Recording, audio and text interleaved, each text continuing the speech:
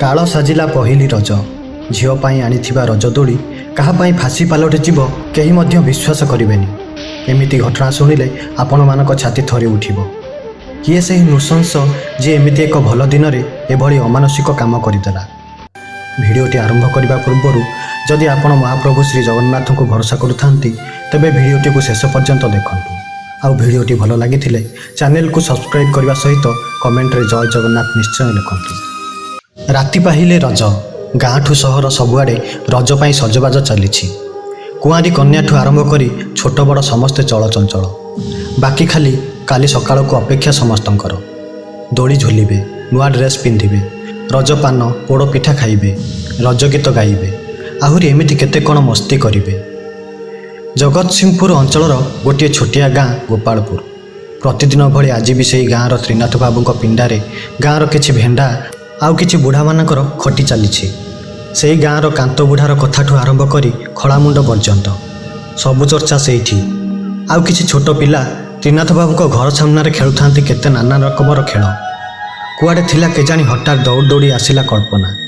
आज ता बापा ता पई रजदोली बांधुछंती। यही कथा ता सांग मानकु कही भारी खुशी हो जाउथाए। कल्पनार ए कथा खटीरे बसिथिबा लोकंक कानरे पड़े। बास खटीरे आरंभ हो जाए धुनार परिवार चर्चा। धुना और कल्याणीर एकमात्र झील कल्पना, बयस 5 वर्ष। आउ परिवार कहले बुढ़ी माटी टिकिए पुराणा कालिया लोक। विवाहर किछि वर्ष जाए कल्याण को बहुत भल पाउथिला धुना। हेले कल्पना जन्म हैला परे परे बदली जाइथिला तार स्वभाव। सुनार संसार धीरे धीरे चुना हेबाकू बसिला। सबुबेले राग चिड़चिड़ी हेबा आरंभ करदेला कल्याणी उपरे। ता परिवार रे झील जन्म हेबा कथा को सहजरे ग्रहण करि पारि नथिला धुनार माँ। धुना साहू वंशर एकमात्र पुत्र संतान थिला। तारपरे वंश रक्षा पाई पुत्र संतानर मोहरे थिले दुहे माँ और पुओ। धुना पाठुआ होई भी झील को बोझ मने कला धीरे धीरे। सेथिपाई सबु दोष कल्याणी उपरे लदुथिला। कल्याणी को सबुदिन सासु गंजना सहिबाकू पड़े। आउ शेषरे एकमात्र सहारा थिबा मनीषटा भी बदली गला। एमिति कि धुना प्रतिदिन मद पी अकारण कल्याणी को पिटिबाकू भी पछाउ नथाए। बेले बेले आत्महत्या करने मन बड़ाए कल्याणी। हेले से जानिछि आत्महत्या महापाप। ता संसार रे जेते झड़झंझा आसु पछे एभली भूल पदक्षेप केबे भी नेबनी। निज भाग्य को आदरी ता अल्यली झील पाई नीरव सबु दुख सहिनिए कल्याणी। एमिति दुख को साथी करी चली थाए कल्याणीर संसार। हेले एमिति सबु सहु सहु से कौन जानिथिला से वर्षर रज ता पाई शेष रज पालटि जीव बोली। से वर्षर प्रथम रज ता पाई काल पालटि जीव बोली। 2020 मसीहा प्रथम रज दिनर घटना। गाँठू सहर चारिआड़ उत्सव मुखर।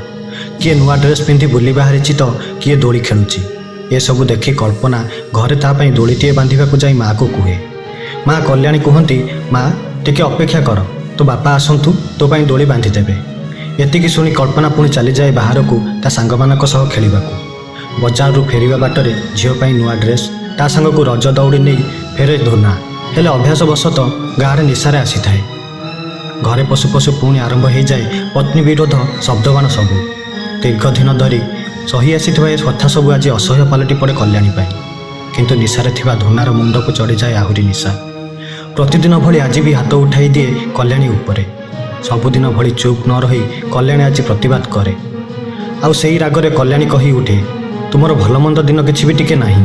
आज भली दिने एमिति नहेले हेबनी। रज दिनटारे को पुरुष कौन केबे ता स्त्री उपर हाथ उठाए।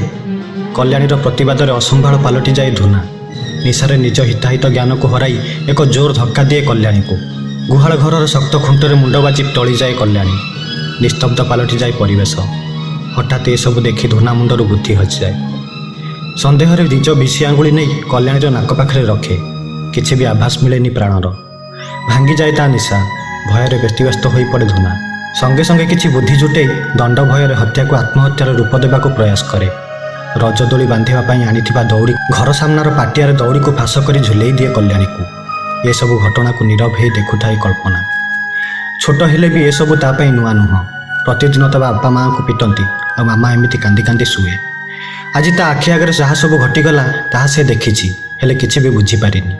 बरं ता बापा को शीघ्र दोली बांधिबाकू कहे। किंतु हठात कल्पना को देखी धुना टिके डरी जाए। आउ तापर खेलिबाकू जिबाकू कही धुना बाहर को पठाई दिए कल्पना को। कल्पना दौड़ी दौड़ी आसे आउ निज सांगसाथी को ता बापा ता पाई दोली बांधिबा कथा कहे। तेणे धुना दौड़ीर फासरे कल्याण को देह को झुलाई बाहर को आसी कुंभीरा कांदणा कांदिबाकू लागे। ହଠାତ୍ ଆଖପାଖରେ ଥିବା ଗାଁ ଲୋକ ସବୁ ଦୌଡ଼ି ଆସନ୍ତି। ଧୀରେ ଧୀରେ ଧୁନା ଘର ଆଗରେ ଭିଡ଼ ଜମେ। ଥାନାକୁ ଖବର ଦିଆଯାଏ। ପୋଲିସ ଆସି ତନାଘନା ଆରମ୍ଭ କରିଛି। ସମସ୍ତଙ୍କ ମନରେ ଗୋଟିଏ ପ୍ରଶ୍ନ, ଏ ସମ୍ପୂର୍ଣ୍ଣ ଘଟଣା ହତ୍ୟା ନା ଆତ୍ମହତ୍ୟା? ଲୋକମାନଙ୍କ ଭିତରେ ଏମିତି ସବୁ ସନ୍ଦେହ ସୃଷ୍ଟି ହେବା ପୂର୍ବରୁ ଭିଡ଼ ଭିତର ଦେଇ ପଶି ଆସିଲା କଳ୍ପନା। ଦଉଡ଼ିରେ ଝୁଲୁଥିବା ମାହାର ଦେହକୁ ହଲାଇ ହଲାଇ କହିଲା, ମାମା ମାମା ଉଠ, ଏଇଟା ଦୋଳି ମୋର। ବାବା ମୋ ପାଇଁ ବାନ୍ଧିଛନ୍ତି, ମୁଁ ଝୁଲିବି, ତୁ ଓହ୍ଲା। ଏସବୁ ଦେଖି ସଙ୍ଗେ ସଙ୍ଗେ ଆସି ଝିଅର ମୁହଁ ବନ୍ଦ କରିବାକୁ ଚେଷ୍ଟା କରେ ଧୁନା, କିନ୍ତୁ ଭୁଲି ଯାଇଥାଏ ଏସବୁ କରିବା ଦ୍ୱାରା ସେ ଆସାମୀ ବୋଲି କାହାକୁ କିଛି ସନ୍ଦେହ ରହିବନି ବୋଲି। ଆଉ ତାପରେ ପୋଲିସ ସଙ୍ଗେ ସଙ୍ଗେ ବାନ୍ଧି ନିଏ ଧୁନାକୁ କଲ୍ୟାଣୀର ହତ୍ୟା ଅପରାଧରେ। କିନ୍ତୁ ନିରୀହ ଛୁଆଟା କାହାର କ'ଣ ଦୋଷ କରିଥିଲା? ଝିଅ ହେଇ ଜନ୍ମ ନେବା ତାର କ'ଣ ଭୁଲ? ଆଜିର ଏଇ ମଣିଷ 2024 ମସିହାରେ ପହଞ୍ଚିଲା ପରେ ବି ଏସବୁ ମାନସିକତା କେମିତି ମନ ଭିତରେ ରଖି ଏତେ ସବୁ ଘୃଣ୍ୟ କାମ କରିଯାଉଛନ୍ତି? ଭାବିଲେ ଘୃଣାଭାବ ସୃଷ୍ଟି ହେଉଛି ଏଇ ମଣିଷ ପ୍ରତି। ହେ ଜଗତର ନାଥ ଜଗନ୍ନାଥ, ଏ ମଣିଷ ଜାତିକୁ ସଦ୍ବୁଦ୍ଧି ଦିଅ ପ୍ରଭୁ। ତୁମେ ହିଁ ରାହା ଦେଖାଅ ପ୍ରଭୁ। ଜୟ ଜଗନ୍ନାଥ, ଜୟ ଜଗନ୍ନାଥ, ଜୟ ଜଗନ୍ନାଥ।